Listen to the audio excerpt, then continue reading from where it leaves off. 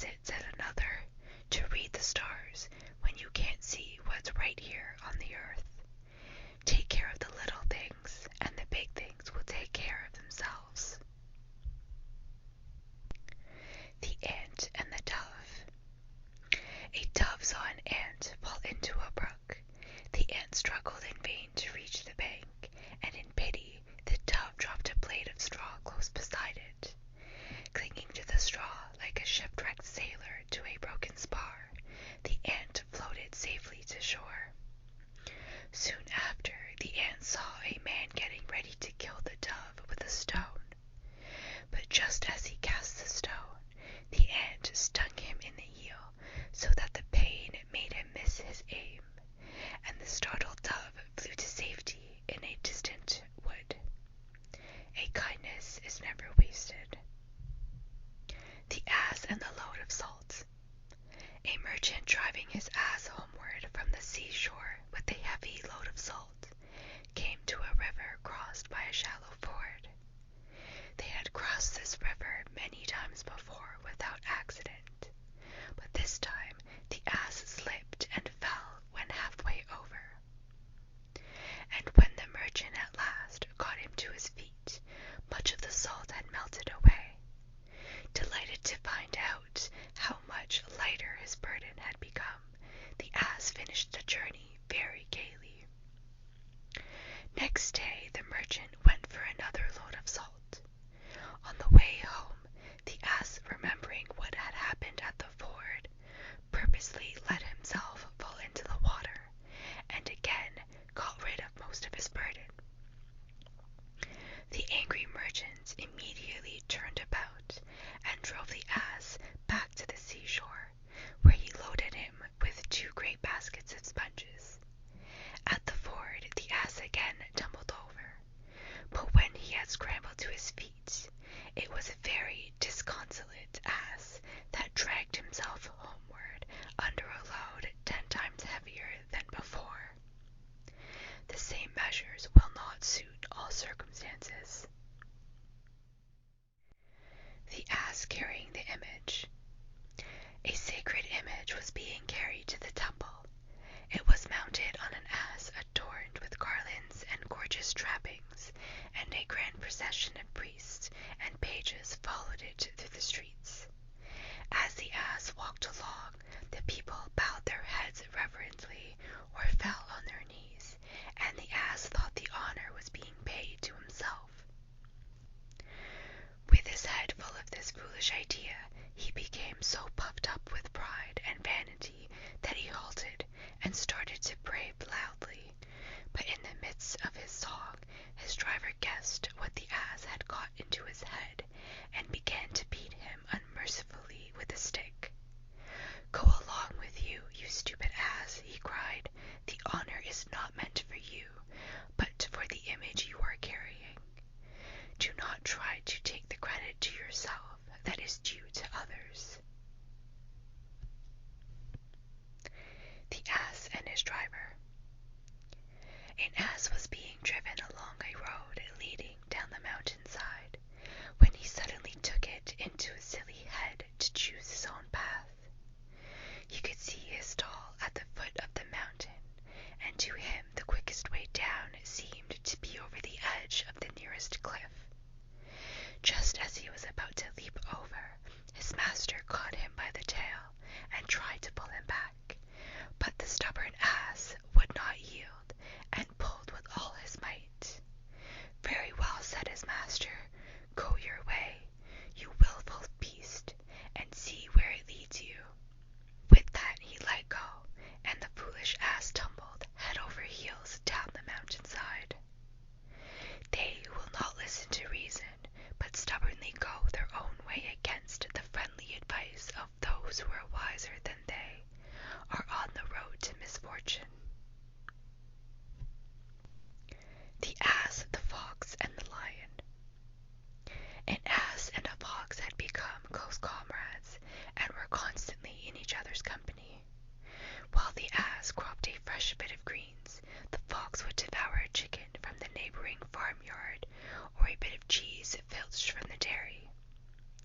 One day the pair unexpectedly